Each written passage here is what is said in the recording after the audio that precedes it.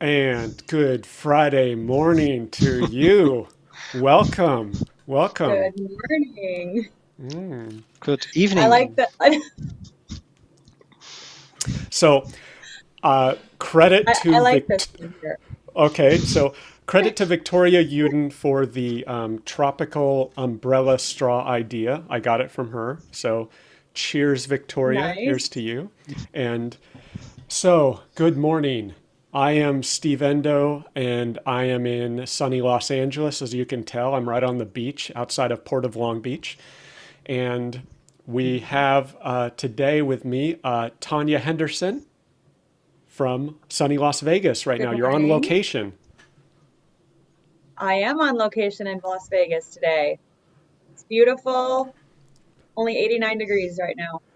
Very cool. Very cool. And also with us is Gavin Whitaker, and you are coming from Manchester, right? I am, and it's sunny as well. So yay, all three. Full house of sunny places today. Very cool. Very cool. Well, let me take these props off here. Wow, it's bright. Okay. Okay, cool. So, what are we going to talk about today?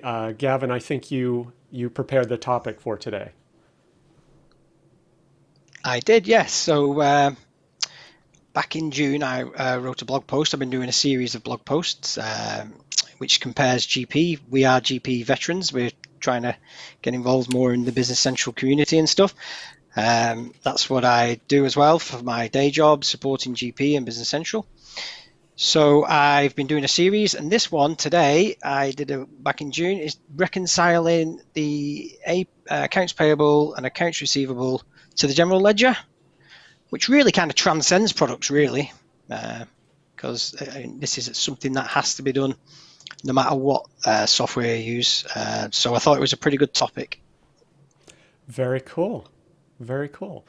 So, Great. should we jump into it or anything you want to discuss before we get started? I'm happy to just jump in, and we just quickly go through the blog post, the highlights of GP and Business Central, and then I guess we'll discuss around that between us. Okay, cool. Let me switch over to you and we'll see how this goes. All right. Okay, so this is, to start off with, this is the blog post that I did. It's called Dynamics GP versus Dynamics 365 Business Central, reconciling AP and AR to the general ledger.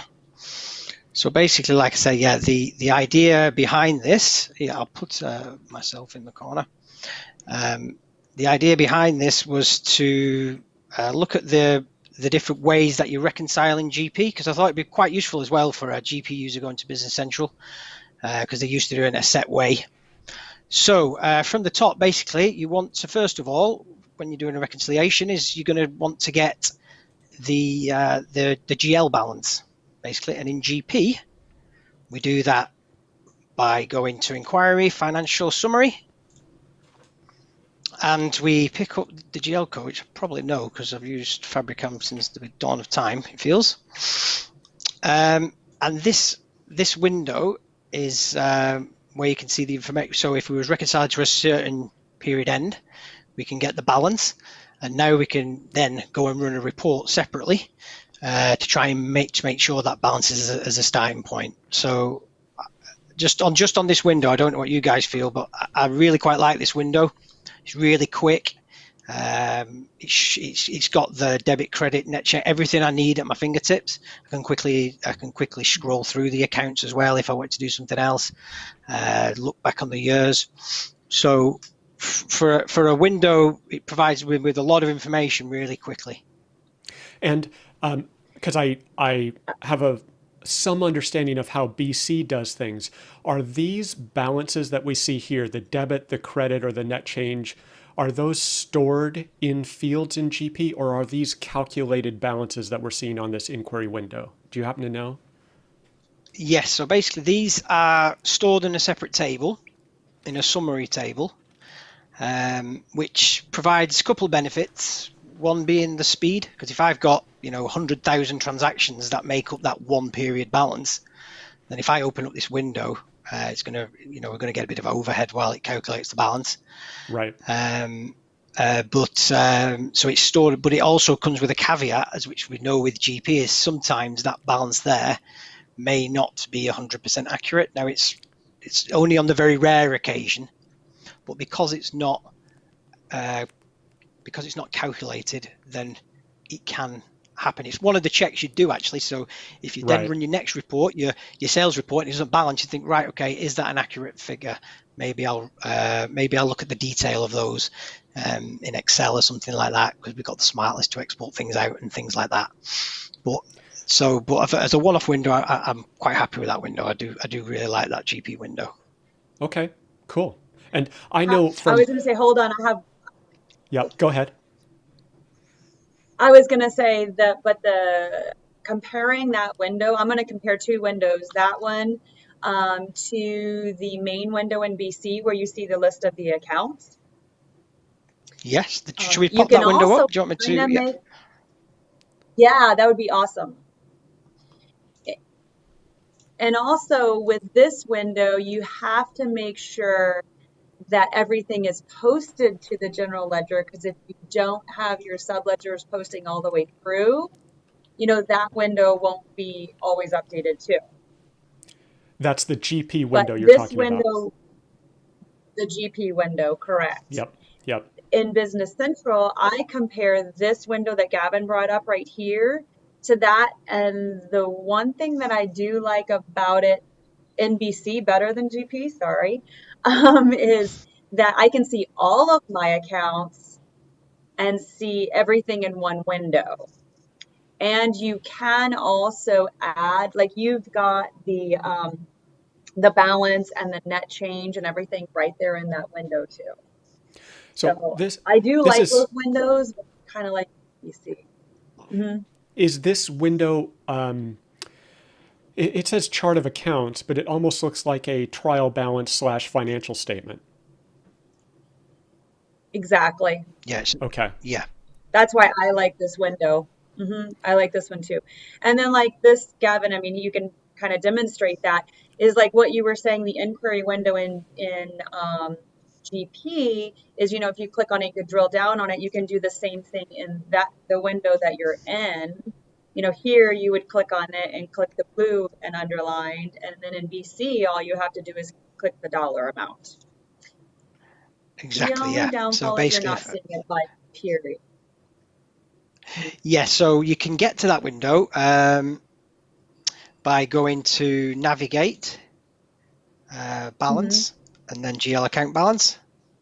So now what I'm going to get is I'm going to get a GP equivalent. So I'd call this the GP equivalent of, sorry, the BC equivalent. I do apologize, the BC equivalent of this window, because now we can see the January. The only thing we're not getting is, and I've tried to personalize, and I don't think you can get it, I may be wrong, to get like the equivalent of like the period balance here. I think actually, no, you can go view as and change that to balance that date, and then we can, so we've got a little toggle there. It's also great this because we can do it by day, we can do it by week, we can do it by a month. Whereas in GP, we're quite restricted by our financial period setup, which is what we touched on in the previous video, is that because I've got 12 periods set up, then I only see 12 values basically. And also to touch back on Steve's point about these are calculated values using some really, really nifty technology in the background. I think it's SQL views that underpin it. And basically, yeah, these are calculated on the fly, but because they're using SQL index views, the SIFT indexes, I think they're called, it does it really, really quickly because it's materialized in the database in the back end. So when we go into here, this is 100% that balance. There's no, this is based on GL entries. Just to drill down there, like Tanya mentioned a minute ago, that is the equivalent of drilling back into the detail entries. And also in this chart of accounts, another thing I love, I know I keep saying I love this window, so you can change the filter and I can get like a daily or a weekly, just like that. So now the balance that day is the balance as at the 7th. The net change is the change between these two dates, and the balance is the balance as of now. regardless of this Wow. date, so as of August. So basically I'm getting all that, and it's calculating it very quickly on the fly. And if I had, I mean, this is Cronus data, so I'm not sure what it's performed, but I'm sure it's good as well with tens of thousands of records. That is very interesting. So So, by adding that date range filter, I could, I guess, imagine a scenario whereby, for reconciliation purposes, if they're trying to track down activity for a given day, that's a great filter to have. So at mhm. month end, if they only want the 29th through the 31st, they can really drill down on just those days in order to try to find a reconciliation issue. Yes, yeah. Yep. The other Okay, cool cool. thing, which you can kind of, oh, I would say the other cool thing that's in this window too, and I'll let Gavin kind of demonstrate. If I wanted to add additional filters, maybe I had multiple sales accounts, you could possibly add a filter to do the categories and have just a Yeah, certain type of account. Like you can see the yeah. I can click filter here, and I've got a whole host of things to filter on. The other nifty thing that you can do is if you click here, then I can go filter to this value, and it goes, and it just shows you now that one code, and that's available in all lists in Business Central. You just go filter to this value, and it adds a filter automatically. Can you see on the filter on the left-hand pane? So if I'm in, say, I've just gone into the, oh, sorry, it's a really bad example, but if I go back to our code that we reconcile, which is accounts receivable, if I drill into this, and I want to look at the ones just on, say, the 31st of March, I can quickly go click there and go filter to this value, and it goes and just shows you the ones on the 31st of March. So it's quite a good user experience to try and get to the nitty gritty quickly, really, without having to enter dates. Because in GP, you can still do the same in the detail window. I just have to start going, right, okay, I want such a date. I have to go, like that. I can't click into this window and start filtering. And I managed to do something wrong there. That's because I've put in the wrong date. So So, yeah, all in all, sorry, Steve. no, go ahead. I was just going to say, basically just to wrap up. All in all, I think that the navigation around this, which is applicable throughout the application in other ledger entry windows with the filter twos and the filter totals, is really, really cool in Business Central. And comparing those two windows and seeing them, I obviously the GP one has a few filters. The GP windows have some filtering and then drill down where you can drill into the detail. The BC window, the BC page, feels much more like I think a term might be drill around. So you can really click around and navigate not just deeper and up and down, but you can go sideways and you can drill into different accounts and you can do different filters. So the navigation seems to be a little more, you can move in different dimensions or different directions, it seems like. Yeah, I'd agree with that as well. Yeah, it's quite Yeah, powerful. The navigation seems good. I would Sorry, agree. Tanya. And the other thing I would add on that, Steve, is, and Gavin, on that one area where I was pointing to the screen too, where it has if I wanted to dump this into Excel from GP, I can't do that. But with inside of Business Central, I could just, go up to page and export to Excel. Yeah, Nice. that's it. Yeah, we'd have to basically, with GP, we'd have to, I guess we'd be going down the smart list route, wouldn't we? Which is a really cool tool, to be fair, smart lists, to get things out into Excel. But like you say, on every page in Business Central, we seem to be able to go open in Excel, even edit in Excel. So the Yep. integration there seems really strong. That open in Excel, edit to Excel button, it's really amazing coming from GP, right? To just Yeah, be able to have single click everywhere to work with the data in Excel. So very cool. yeah, So this is, we're seeing the GL side. And so those are our balances in the GL, let's say for ARAP. Are there additional elements that Business Central offers or features that facilitate reconciling that to the subledger, or is it just you run a trial balance and you compare the amount? I think earlier we were talking about the age trial balance, historical age trial balance. What are the Yeah. features in BC to help with that?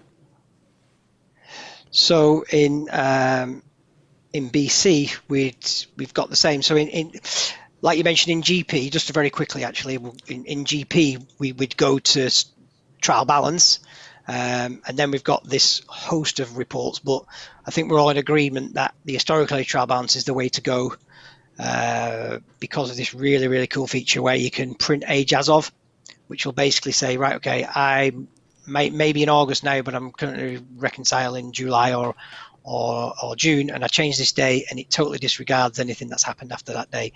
This report is really good. You can hang your hat on it, as we say, and so that's the report that you'd run in GP to start doing your balancing. So going back to the equivalent in Business Central, we'd go to the I think it's called the aged receivables. Yeah, aged accounts receivable. Don't type in the word aging. Yeah, because then you're scratching around for a while. You're trying to find it. Yeah. And then we basically got this equivalent, which you say, right, okay, yeah, so I'm reconciling back to a certain period, and I would put that date in there.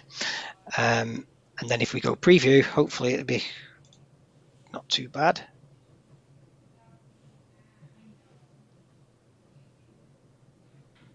And then it shows us with like the traditional buckets, if you like, with the balance, and then what's due in a certain amount of time. Okay. So where does it get the buckets from? How does it know? Where do I set that up? Okay, yeah. So in Business Central, so you're referring to this, which is in GP. What we have to do is we have to predetermine the buckets, which we get a choice of 1, 2, 3, 4, 5, 6, 7, and then we predetermine our date range, and then GP, when you run the reports, nicely slots them into those buckets. Now in Business Central, there's not a concept of that. What you do is you specify the period length here as and when you run the report. So if I just in there I've put 1M, which means 1 month. I could put 1W, which means 1 week. You can do all sorts of fancy stuff with dates in Business Central, but you don't predetermine an aging period. And I've spoken with Tanya about this because I have had customers that are very specific in the requirements they want for their aging reports, right? So one customer wanted the first bucket to be 15 days because they wanted rapid collections on those initial invoices. And then they went 15 to 30, then 30 to 60, 60 to 90, 90 to 180 or something. So they had lots of buckets. The buckets were of different sizes. And in GP, we're able to define that based on the aging buckets in the setup. And then we're able to add those additional buckets as columns on the aging report. Yeah. But in BC, we're not able, we don't, or BC doesn't have that same level of granularity at the aging bucket level, right? It's a really good point, actually. It's a valid point, because those 7 buckets that we just saw in the GP window, we can then go and add on to the report, can't we? And we can get a really quite wide report and a lot of analysis. Now, if I just run this, I don't actually know. I think if I run this report again, I'm not sure. I think these are predetermined. I guess we could go into the report and change the report. Yeah. The actual layout. Yep. But we're not getting anywhere to set them up. Right. And I looked into the actual layout for this report. I don't think I saw, maybe I didn't look deep enough, but I don't know if I saw the means to add additional buckets. And then I looked at the actual AL source code for the report, and it was well over my head, but it was a fairly complex looking report in terms of the AL code. So it didn't look like something as simple as what we would normally do in, say, Yeah. the GP report writer, where we just drop in columns, right? Yeah. Yeah, I agree. Yeah, I don't know if Tanya's experiences with that, but I never even thought of that, to be honest. It's a great point, to be honest. Now, admittedly, the GP customers I've worked with, they may have just done that on their aging report because they could, right? The system happened to support it. So they said, well, I have 7 buckets. Let me utilize all of them and have different aging bucket sizes. And did they really need that? I don't know. Was it helpful for their business and collections? Maybe. But if they were presented with the Business Central version of an aging, is that good enough? I don't know. Is there a competitive advantage in being able to manage your aging really granularly? I'm not sure.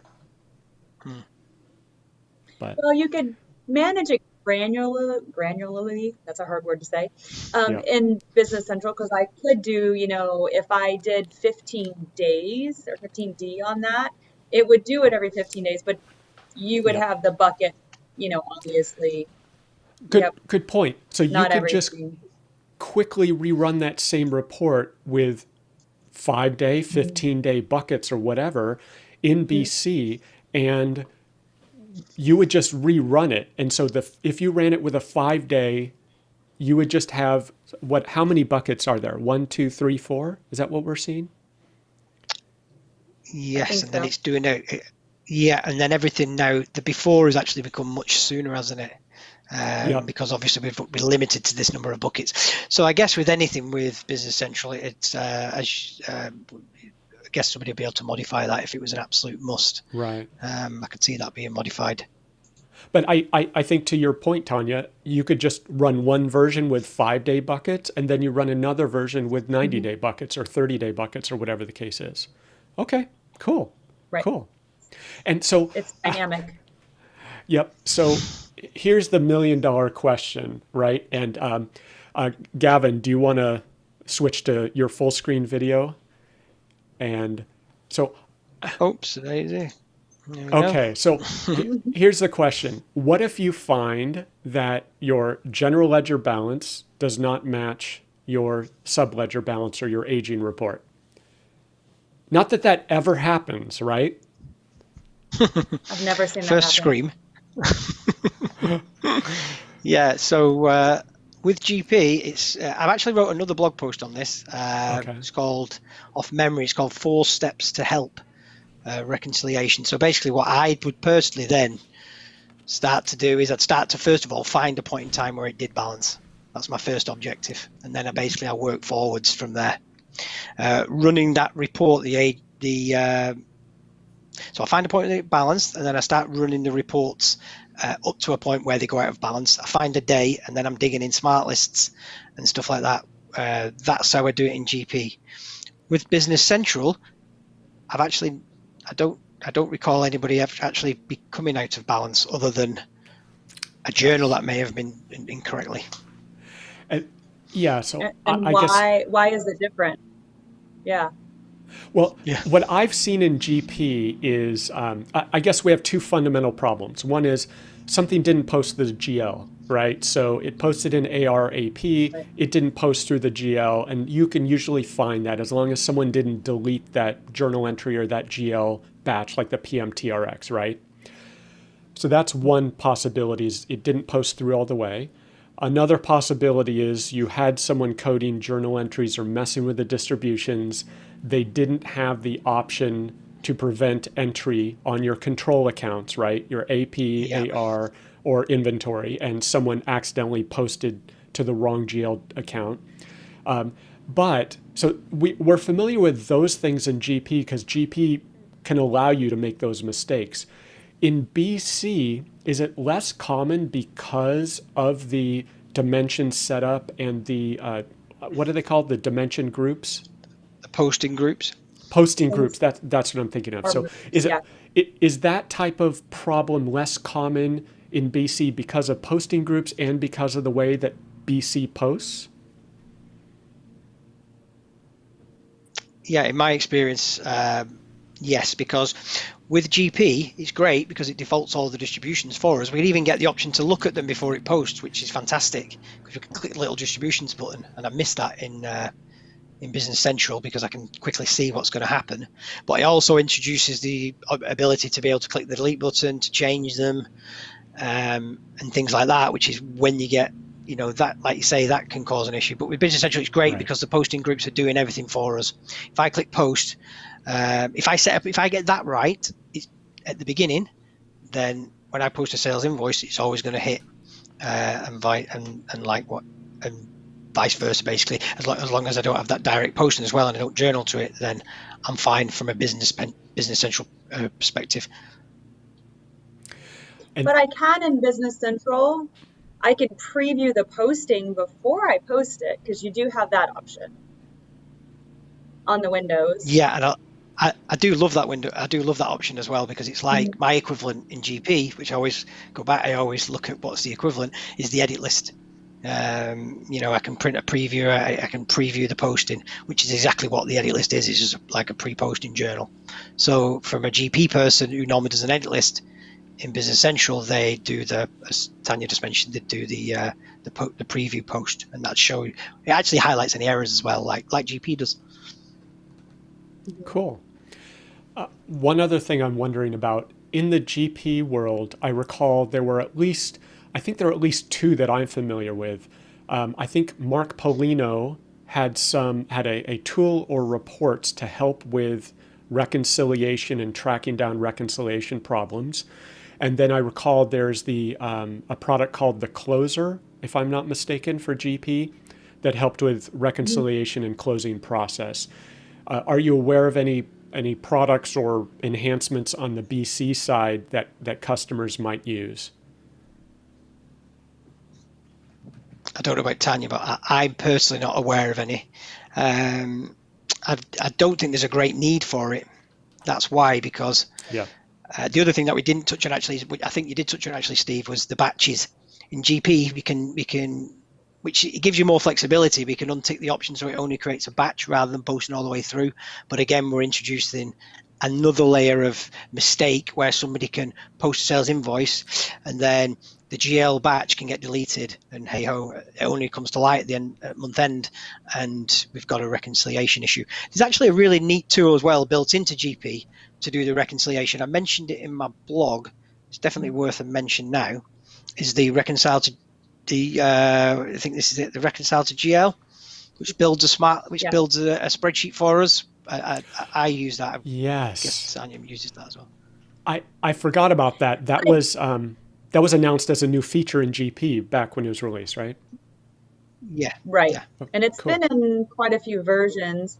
Yeah. The only problem I have with that report, I do like it, but at the bottom, it's always been slightly confusing as to the balance numbers. If you know what I'm talking about, it's like, okay, what balance is that showing me? But I do like how it shows these are matched, these are unmatched, or potentially unmatched. Yes. Good idea.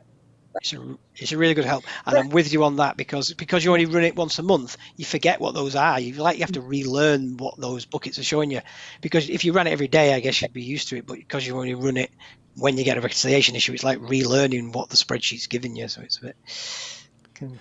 And the mention of batches makes me think of the very first ERP implementation that I did was Solomon 4, and this is, I'm not even going to say when, it was quite a while ago, but the concept of batches, the customer where I first implemented, they actually did batches because the CFO and controller were old school accountants. So they taught the clerks, you get your 10 invoices, you batch them, literally have a batch on your desk, you do a 10 key, you run a tape, which who knows how many people understand what that means, right? You run a tape on your 10 invoices, then you enter them in the accounting system, and then you enter your control totals for your batch. You make sure everything ties. Now, I don't think I have seen that technique implemented in an accounting department since then is just, it's almost like an anachronism, right? And the funny part was there was a bug in Solomon at the time, Solomon 4, whereby the batch control totals were incorrect. And so they had to implement this in order to find out when there were problems before they posted so that we could fix it. And it was a necessity back then. But now, I mean, does anyone really use the batch functionality in Business Central? Because in GP, I think it's pretty commonly used. Is it used much in BC? I think there's people that From a definitely want it, especially they come from GP. They're used And you to do it. have the ability to, they are used to it. You have the ability to post the batch, but I try to tell people, Steve, if you have, that type of person who says, I want it to be, I'll call it approved, right? Yeah. Before, implement the workflows then. Instead of putting something in a batch and having a batch sit out there, Yep. do workflows. I And don't know that's if a good, Gavin's had that experience. yep. Yeah. Yeah, that sounds That's, like a great idea. Yeah. I would agree with that because if you're doing workflow approvals at the transaction level, I'm guessing that's Mhm. easier to manage than what we often see in GP, where there are 50 transactions in a batch and someone's only doing the approval at the batch level. It's not like they're going through all 50 transactions in GP, right? Right. Yeah. They are Okay. just going to go approve. Yep. They're like, yeah, 357,000, that looks close enough, right? Approve, post. Yep. Okay. Yeah, So, yeah, exactly. I think the reconciliation process seems to be affected and stem from the underlying architecture. GP is very batch based. It exposes the distributions, it exposes the GL posting. And while some people say, I want that level of visibility and control, it comes at a cost, right? Meaning users can make mistakes Right. at the distribution level, they can make mistakes at the posting level, they can mess up the GL batches that don't post through. And I, I have the impression that the entire batch pace, the batch-based design and the control totals, that feels like a bit of anachronism nowadays relative to how I've seen accounting departments work personally. But Well, I've also seen in the past when your batch totals on GP can absolutely get off and you have to reconcile those, right? And you'll also have that person in the accounting department who it'll tell you what the batch total is. So they'll just look at the batch total and key in the total right there. So it's not really yep. helping you in that way. And the other thing with the workflows are that it's kind of an audit trail because you can see who approved it, when they Ah, approved it, and how many people approved it. So you have, you have the historical kind of reporting around the workflows. And not that you don't have it in GP, but I'm seeing it more used in Business Central, in my opinion. that that's a great point. All of the workflow activity is logged, so you can Mhm. see that everything occurred. Now, do you think that if customers are using the workflow for every transaction or every journal entry, is there a workflow approval fatigue where they just click through, kind of like handing the supervisor a stack of papers to sign and he has no idea Mhm. what requisitions or expense reports are included in there? I'm sure there is, but I mean, is it going to be any Okay, different than just having somebody key it and approve. post it? Yep, yeah. Okay, got it. Yeah. Cool, cool.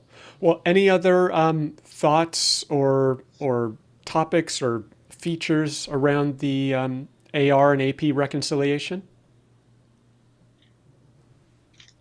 Not for me. I thought that we've pretty much covered everything of the different reports that you run, and hopefully, if somebody is going from GP to BC, they could find this useful because we've kind of gone over the equivalents really. So yeah, I think we've gone Very through pretty cool. much everything. Very cool. Well, excellent. Well, thank you, Tanya, and from Las Vegas, and Gavin from Manchester. And until next time, have a good one. Have a great weekend, and have have some fun over the weekend. Okay. Thank you Absolutely. both. Yep. Okay. Thank Here you. we Thank go. you.